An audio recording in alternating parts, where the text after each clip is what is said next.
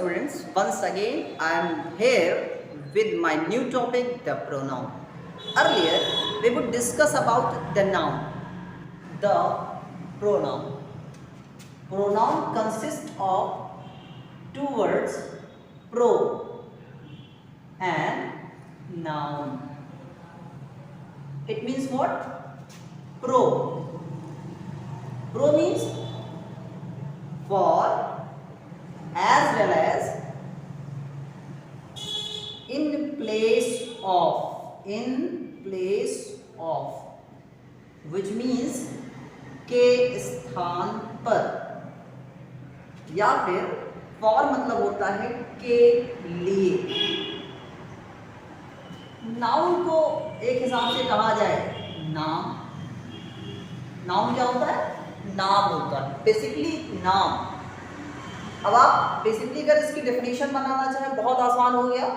Noun के लिए जो आता है, नाउन के लिए जो आता है उसे क्या कहते हैं? प्रोनाउन। या फिर नाउन के स्थान पर जो आता है वो क्या कहलाता है? प्रोनाउन। इसलिए इसकी बेसिक डेफिनेशन ये होगी, a pronoun is a word which is used for or instead or in place of a noun। इसका मतलब साफ है, a pronoun is a word. Pronoun एक ऐसा शब्द है विच इज यूज्ड, जिसका प्रयोग करते हैं के लिए। किसके लिए? नाउन के लिए, या फिर के स्थान पर। किसके स्थान पर? नाउन के स्थान पर इसका प्रयोग करते हैं, उसे हम प्रोनाउन कहेंगे। Take example of pronoun. Example में देखते हैं, बच्चे ने गाय बेच दी। ध्यान से देखिएगा, यहाँ पर बच्चा क्या है? नाउन, और यहाँ पर गाय भी क्या है? नाउन। इसके लिए जब हम प्रोनाउन का यूज करेंगे तो हम क्या यूज कर सकते हैं? वह, क्योंकि ये सब्जेक्टिव केस है। और ये गाय के लिए हम किसका यूज कर सकते हैं? यह। ठीक है, तो ये वह क्योंकि बच्चे के लिए आया है इसलिए ये प्रोनाउन है, और यहाँ पर यह गाय के लिए है, ये भी क्या है? प्रोनाउन है। एग्जाम्पल को इस तरीके से देखते हैं, वह छोटा था और यह कमजोर। आप ऐसे समझ लीजिए, अगर नाउन नहीं तो प्रोनाउन का कोई अस्तित्व नहीं। इसको इस तरीके समझिएगा, मैंने बच्चे के लिए चूंकि वह का प्रयोग किया है, इसलिए ये सेंटेंस आपको बहुत आसानी से समझ में आ रहा है। वह छोटा था, यानी कि कौन छोटा था? बच्चा छोटा था, और यह कमजोर है का मतलब क्या? गाय कमजोर थी। और अगर नाउन ना आया होता तो प्रोनाउन, जिसे मैं प्रोनाउन कह रहा हूं, उसे डिफाइन करना आसान नहीं होता। Let's take another example. उसके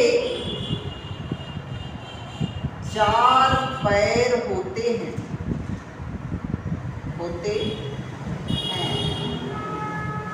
वह दूध देती है। अगर मैं आपसे सीधा सीधा एक प्रश्न करूं, उसके 4 पैर होते हैं और वह दूध देती है, तो बहुत सारे लोगों के मन में मतलब जो आंसर जनरेट होगा, ज़्यादातर लोग एक प्री डिटर्मिनेशन के साथ कहेंगे सर गाय के बारे में बात हो रही है। तो ये जिसके 4 पैर होते हैं वो केवल गाय होती है क्या? या दूध देने वाला पशु गाय भी है? इसको इस तरीके समझिए, जब तक यहाँ पर ये ना कहा जाए कि गाय के 4 पैर होते हैं, वह दूध देती है। इसका मतलब अगर पहला शब्द नाउन नहीं है तो प्रोनाउन को डिफाइन करना इम्पॉसिबल है। प्रोनाउन को डिफाइन करने के लिए सबसे पहले नाउन का आना ज़रूरी है। इसीलिए बचपन में जब हमें ऐसे लिखवाया जाता था द काउ के ऊपर, तो पहला सेंटेंस यही होता था, the cow is a domestic animal. उसके बाद आगे की चीज़ें इस तरीके से मूव करती थी, शी हैज़ 4 legs, उसके 4 पैर होते हैं। और अगर पहले ये लिखाया जाता she is a domestic animal, अब शी मीन्स व्हाट, आप बता ही नहीं सकते मैं किसके बारे में बात कर रहा हूँ। इसका मतलब साफ है, अगर प्रोनाउन है तभी प्रोनाउन की कोई वैल्यू है। यानी कि किसी भी पैसेज में, किसी भी स्टोरी में जब तक नाउन की एंट्री नहीं होगी तब तक प्रोनाउन की एंट्री भी नहीं हो सकती। इसीलिए देखिए इसमें प्रोनाउन में नाउन छिपा होने की वजह से ही प्रोनाउन की वैल्यू है। अगर नाउन ना होता तो नाउन के लिए आने वाला जो शब्द था जिसे तुम प्रोनाउन कहते हो उसकी भी कोई वैल्यू नहीं होती। Now we are going to discuss about kinds of pronoun. First of all, first is personal pronoun. Personal pronoun. Personal pronoun क्या होता है? सीधी सी बात है, इसमें एक शब्द बैठ गया पर्सन। पर्सन का मतलब मैंने आपको बता रखा है व्यक्ति। जो किसी व्यक्ति के बारे में बताता है उसी को पर्सन कहेंगे।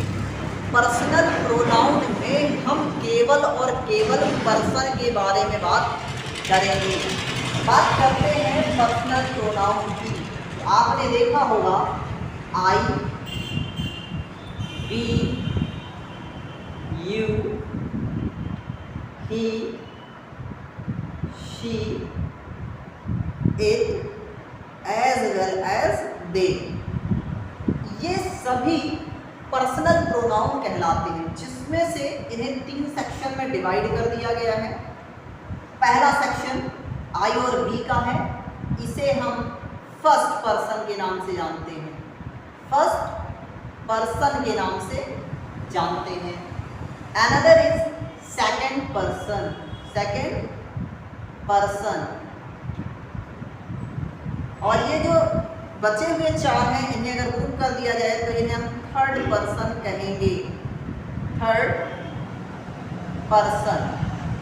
बात आती है सर, ये फर्स्ट पर्सन क्या होता है, सेकंड पर्सन क्या होता है और थर्ड पर्सन क्या होता है? देखिए, जो फर्स्ट पर्सन क्या होता है उसे हम बोलने वाला कहेंगे। बोलने वाला, यानी कि जो बोल रहा होता है उसे हम फर्स्ट पर्सन कहेंगे। फर्स्ट पर्सन को ही हम स्पीकर के नाम से जानते हैं, यानी कि बोलने वाला। सेकंड पर्सन होता है सुनने वाला, जो आपकी बात सुन रहा होता है, नो डाउट उसे हम सेकंड पर्सन कहते हैं। इसे हम लिसनर कहेंगे। Another is third person. Third person जो होता है ये ना तो बोलने वाला होता है और ना सुनने वाला। इसका मतलब साफ, जो बोल रहा था वो फर्स्ट और जो सुन रहा था सेकंड। जो आपकी बात सुन ना सके उसे हम क्या कहेंगे? जो उपस्थित ना हो। उपस्थित ना हो, जो आपके सामने नहीं होगा, that is called third person. Not present. Not present. No doubt मैं बोल रहा हूं और तुम सुन रहे हो। मैं बोल रहा हूं, इसका मतलब क्या है? आपने पढ़ा होगा, आई का मतलब क्या होता है? मैं। और वी का मतलब क्या होता है? हम। इसे कभी कभी हम लोग भी कहते हैं, ठीक है? कभी भी हम लोग की स्पेलिंग वी पीपल नहीं होती, ओनली वी। इसी तरीके से यू का मतलब होता है तुम। कभी कभी हम इसे आप भी कहते हैं। इसे आप तुम लोग भी कह सकते हो और इसे आप लोग भी कहा जा सकता है। आप लोग। ही का मतलब क्या होता है? वह। शी का मतलब क्या होता है? वह, इट का मतलब होता है यह, और दे का मतलब होता है वे। ठीक है। जब मैं की बात करें तो ये पर्सन की ओर इशारा करता है। यहाँ पर जो मैं होगा वो एक के लिए आता है। ये जो एक है वो मेल हो सकता है या फीमेल हो सकता है। ठीक है। इसी तरीके से वी जो है एक प्लस के लिए आता है, यानी कि जब हम प्लूरल की बात करते हैं, male as well as female दोनों को रिप्रेजेंट करता है। ठीक है। यू, यू सिंगुलर भी होता है और प्लूरल भी। ठीक है। यू क्या है? सिंगुलर भी है और प्लूरल भी। ये भी किसके लिए आता है? मेल फीमेल के लिए। ही का मतलब होता है वह, ये एक के लिए आता है यानी कि सिंगुलर है, और ये आता किसके लिए? केवल और केवल मेल के लिए। जैसे मोहन, मोहन के लिए क्या आएगा? ही। ये भी एक के लिए आता है, ये केवल और केवल किसके लिए आता है? फीमेल के लिए। ठीक है, स्त्री के लिए।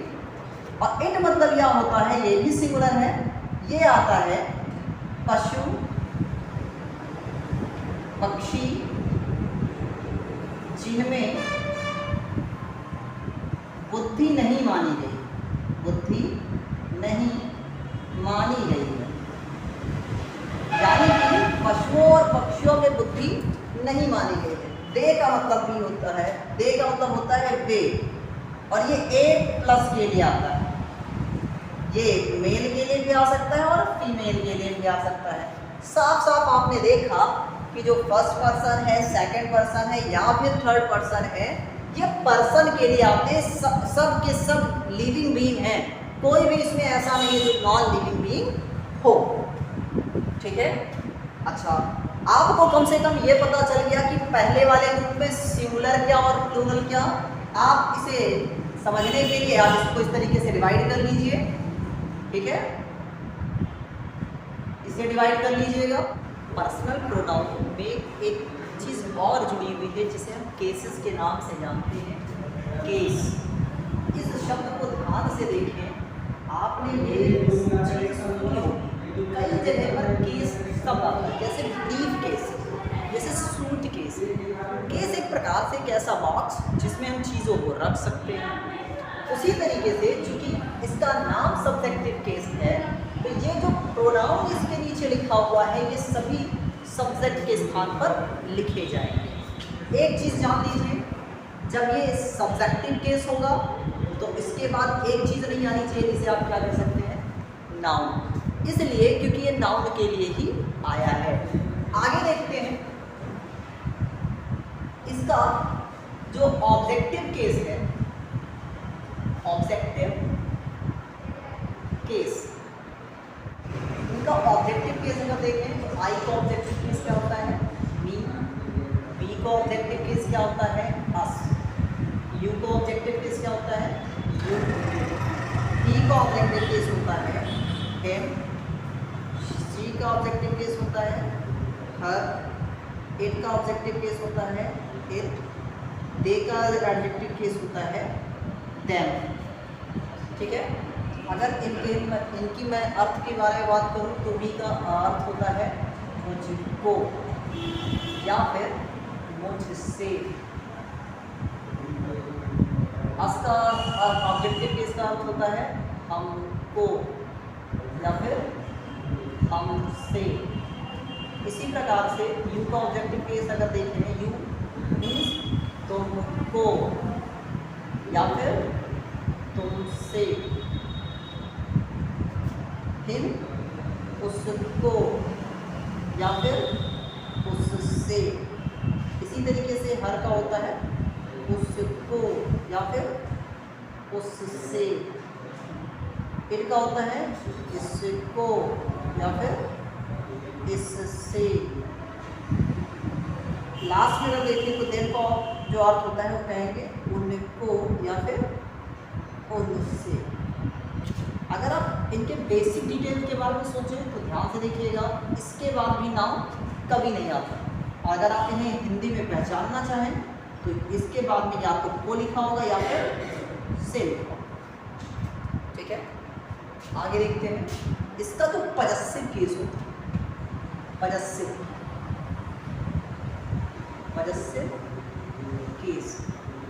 पजेसिव केस की बात करें तो आई का पजेसिव केस क्या होता है? माई। बी का पजेसिव केस होता है आवर। यू का पजेसिव केस होता है योर। ही का पजेसिव केस होता है हिज। शी का पजेसिव केस होता है हर। इट का पजेसिव केस होता है इट्स। दे का पजेसिव केस होता है देयर। इस प्रकार से पजेसिव केस हो गया। अब क्या होगा? माई का अर्थ होता है मेरा, आवर मीन्स हमारा, योर मीन्स तुम्हारा,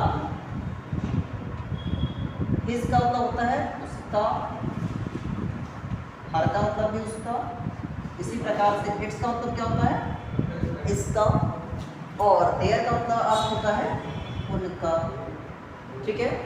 अब इसको अगर बेसिक फिर से डिटेल देखें तो इसमें दो बात सामने आएगी। इसके बाद ऑलवेज नाउन आएगा, यानी कि पजेसिव केस अपने बाद हमेशा क्या लेता है?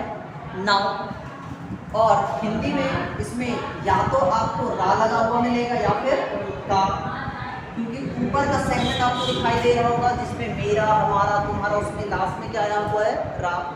लास्ट में देखिए उसका, उसका, इसमें देखिए दिखाई दे रहा होगा का, यानी कि हिंदी में भी आप इसको पहचानना बड़ा आसान है। ठीक है। प्रोनाउन के ऐसे केसेस जिसमें रा लगा होता है वो आपके पजेसिव केस होते हैं। पजेसिव केस अपने बाद नाउन रखता है। इसी तरीके से अगर देखें सब्जेक्टिव केस होता है, ऑब्जेक्टिव केस होता है और पजेसिव केस। इसको आपको पहचानना बड़ा आसान हो जाएगा, आपको इसे लर्न करना पड़ेगा। ध्यान रहे कभी भी प्रोनाउन का जो सब्जेक्टिव केस है उसको केवल सब्जेक्ट ही रिप्लेस कर सकता है। इसी तरीके से ऑब्जेक्टिव केस को ऑब्जेक्टिव केस रिप्लेस कर सकता है और पजेसिव को पजेसिव केस। इसीलिए आपको याद होना जरूरी है कि सब्जेक्टिव केस क्या होता है, पजेसिव केस क्या होता है और ऑब्जेक्टिव केस क्या होता है। Next is demonstrative pronoun. It is points towards a noun or it is points toward a noun। अगर हम बात करें डेमोंस्ट्रेटिव प्रोनाउन की तो ये किसी न किसी नाउन की ओर इशारा करता है। डेमोंस्ट्रेटिव प्रोनाउन को इस तरीके से समझिए जैसे this and these, that as well as those। This का मतलब क्या होता है? ये है। these का मतलब क्या होता है? ये। इसी प्रकार that का मतलब क्या होता है? वह। और those का मतलब क्या होता है? वे। जब इनके बाद वर्ब आता है तो इसे हम प्रोनाउन कहते हैं। जब इसके बाद वर्ब आता है यानी कि this, these, that and those के बाद अगर सीधा सीधा वर्ब लिखा हुआ है तो इसे हम प्रोनाउन कहेंगे। ठीक है। ये सिंगुलर होता है और दीज इसका क्या है? Plural form. इसी तरीके से दैट क्या है? सिंगुलर एंड दोस क्या है? प्लूरल। यहाँ से देखिए मैंने इसको कहा कि अगर इसके बाद वर्ब आए तो नो डाउट फिर एक क्वेश्चन आता है, सर वर्ब ना आया तो ना आया तो क्या हो सकता है? This, these, that as well as those. अगर इसके बाद वर्ब ना आकर क्या आ जाए? नाउन। ठीक है। अगर इसके बाद वर्ब ना आकर नाउन आ जाए तब हम इसे क्या कहेंगे? डेमोंस्ट्रेटिव एडजेक्टिव कहेंगे। क्या कहेंगे आप इसे? Demonstrative adjective. साफ है this, these, that and those. इसके बाद अगर नाउन है तो ये डेमोंस्ट्रेटिव एडजेक्टिव है और अगर इसी के बाद वर्ब है तो ये क्या है? प्रोनाउन है। ठीक है। आगे एग्जाम्पल इस तरीके से देख लीजिए, जैसे लिखा हुआ है this is my house, this is my house, no doubt.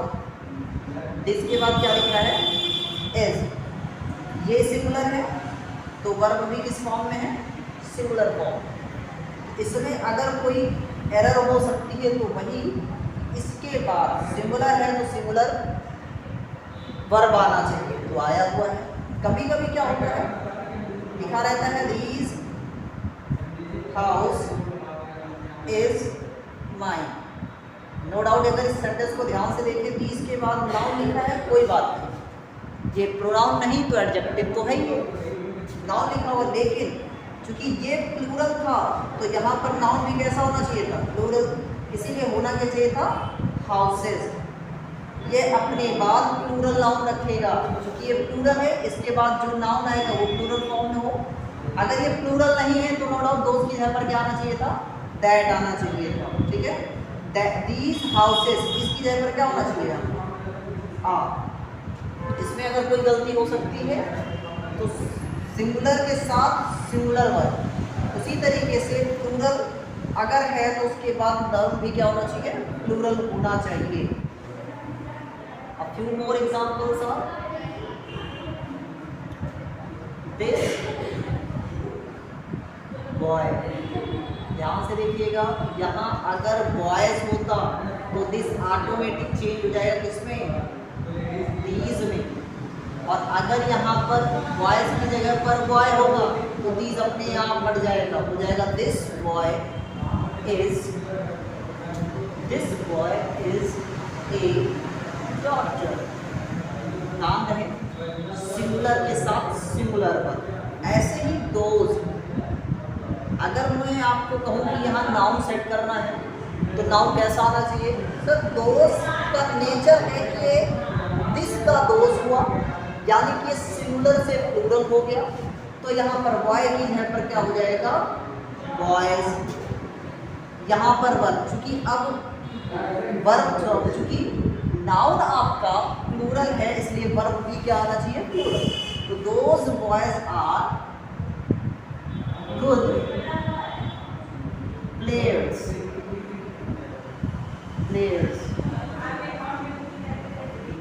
Third one is reciprocal pronoun. ये क्या होता है, परस्पर वाचक। इसे आप ऐसे समझिए, ये केवल और केवल कितने होते हैं, ये केवल दो होते हैं, दो होते हैं। पहला इसमें क्या है, ईच अदर, और दूसरा है one and other.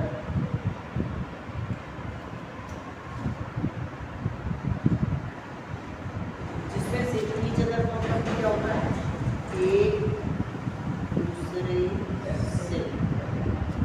One and other का मतलब क्या होता है, एक दूसरे से। बात आती है इनका यूज कैसे करते हैं, केवल दो के लिए, केवल दो के लिए। ईच अदर का प्रयोग कैसे करते हैं, केवल दो के लिए करते हैं। और ये किसके लिए आता है, दो प्लस के लिए। जैसे Mohan and Sohan help. Help मतलब क्या, मदद करते हैं। अगर मैं कहूँ एक दूसरे की तो कितने लोग हैं, मोहन और सोहन मिला के कितने लोग हुए, दो लोग। तो यहाँ पे ईच अदर आएगा कि मतलब नो डाउट क्या आएगा, ईच अदर, ठीक है। Second one is Mohan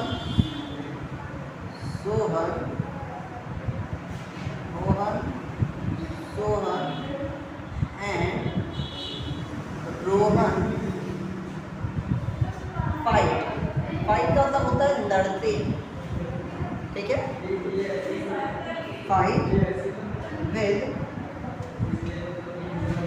with one another. इसका मतलब क्या होगा? मोहन, सोहन और रोहन एक दूसरे से लड़ते हैं या फिर एक दूसरे के साथ लड़ते हैं। तो यहाँ पे वन एनदर कितने को डिनोट करना है? दो से अधिक के लिए। एक, दो, तीन, कितने ही हो? दो से अधिक के लिए। Fourth one is reflexive pronoun. Reflexive pronoun का मतलब क्या होता है? साफ है, यह है रिफ्लेक्ट करता है। क्या करता है?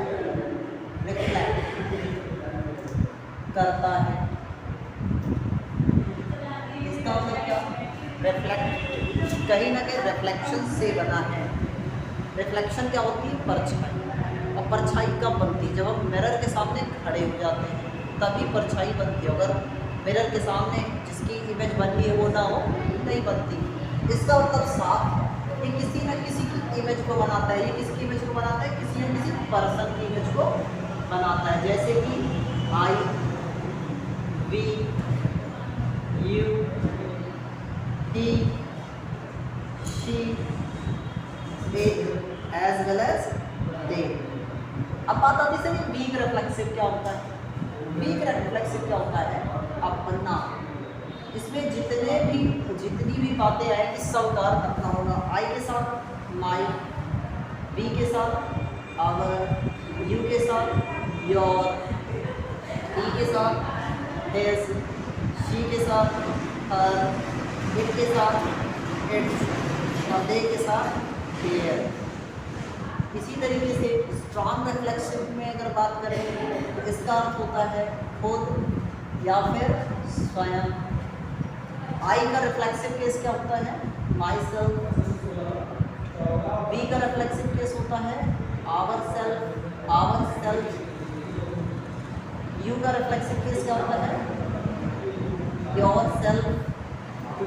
और इसका दूसरा है yourself, yourself. He का रिफ्लेक्सिव केस क्या होता है? Himself, himself. शी का होता है हरसेल्फ। इट का होता है इटसेल्फ।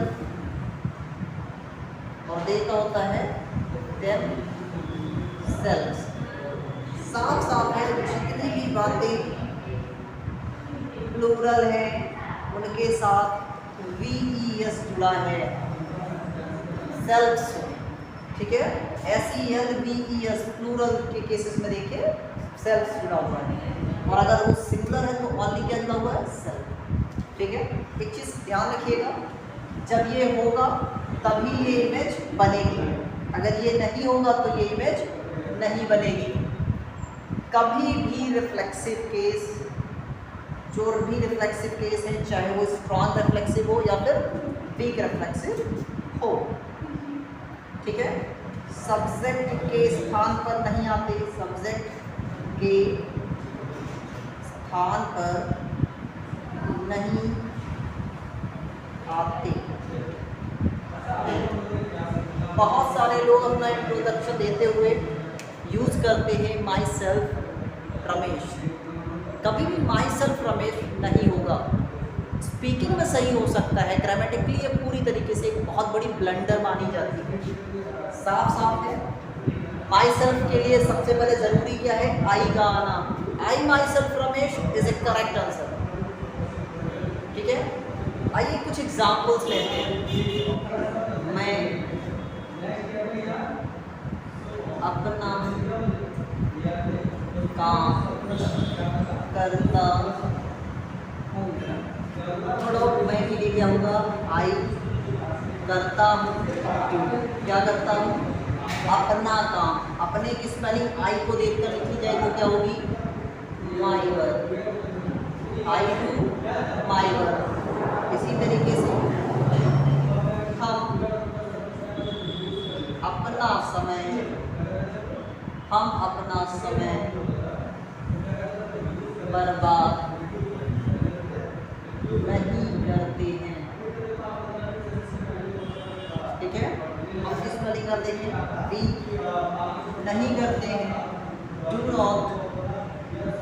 बर्बाद करने को क्या कहेंगे आप? Waste. We do not waste अपना समय। अपना समय के लिए क्या हो जाएगा, वी को देखकर लिखा जाए तो क्या होगा, आवर टाइम। ठीक है, इसको देखकर ही आप इसे लिख सकते हो। जैसे जैसे वह स्वयं अपने कपड़े धोती है। ठीक है, वहाँ के लिए धोती है, नो डाउट। वहाँ के लिए स्पेलिंग क्या होगी, शी। धोने की स्पेलिंग क्या हो जाएगी फिर, वॉशेस। क्या धोती है, अपने कपड़े। अपने की स्पेलिंग शी को देखकर लिखी जाए तो क्या हो जाएगी, हर क्लोथ्स। हर क्लोथ। अब लिखा है स्वयं, अभी भी वह को देख, यानी कि वह मतलब किसको देखे, शी को। तो स्वयं की स्पेलिंग क्या होगी यहाँ पे, हर सेल्फ। ध्यान रहे ये जो हर सेल्फ है इसे कहीं भी लिख सकते हैं, केवल सब्जेक्ट के स्थान पर नहीं लिख सकते। यानी कि पजेसिव केस जो रिफ्लेक्सिव केस कहीं भी लिखा जा सकता है, केवल सब्जेक्ट के स्थान को छोड़कर। स्ट्रॉन्ग रिफ्लेक्सिव को प्लेसमेंट के बिहाफ पर दो भागों में बांटा गया। पहला रिफ्लेक्सिव केस, रिफ्लेक्सिव प्रोनाउन। ठीक है, इस तरीके से चार को आप यहाँ पर आप नाम दे दीजिए 4 नंबर, और दूसरा कर दीजिएगा एम्फैटिक प्रोनाउन, PHATI एम्फैटिक प्रोनाउन, और इसको आप नाम नंबर दे दीजिए 5। ये हो गया रिफ्लेक्सिव प्रोनाउन, दूसरा क्या है, एम्फैटिक।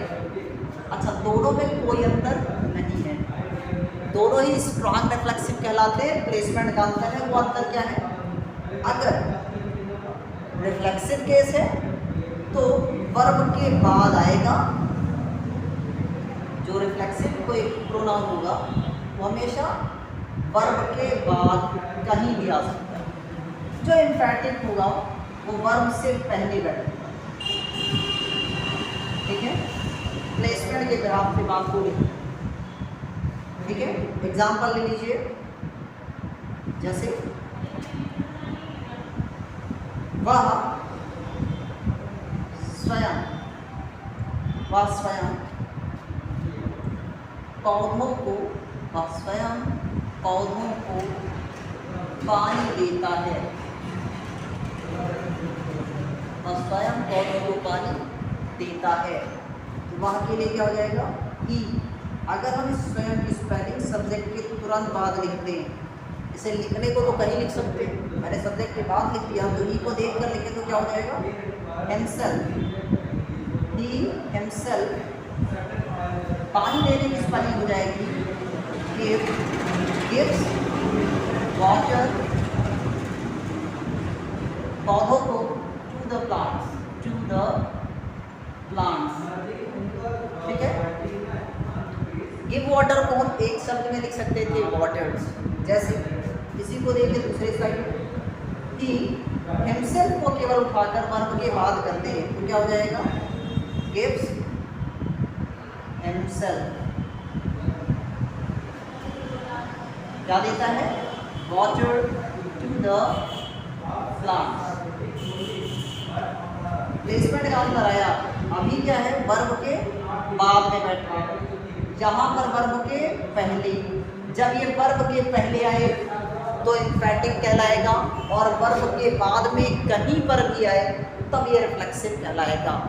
ऑल्सो जो प्रोनाउन के जो काइंड्स हैं, उसका जो वर्कियोलॉजी है, उसमें से मैंने हाफ का बेसिक इंट्रोडक्शन कंप्लीट कर लिया है। इसमें बचे हुए जितने भी प्रोनाउन होंगे उसको मैं सेकंड पार्ट के थ्रू आपके सामने रखने की कोशिश करूँगा। उसके बाद जब मैं फर्स्ट और सेकंड पार्ट्स को कंप्लीट कर चुका हूँगा तो प्रोनाउन से रिलेटेड जितने भी रूल्स होंगे जो आपके आने वाले कॉम्पिटिटिव एग्जाम्स में आपकी मदद करने वाले हैं उनको एक एक करके डिस्कस करूँगा। Also I want to wind up my topic today. जय हिंद, जय भारत।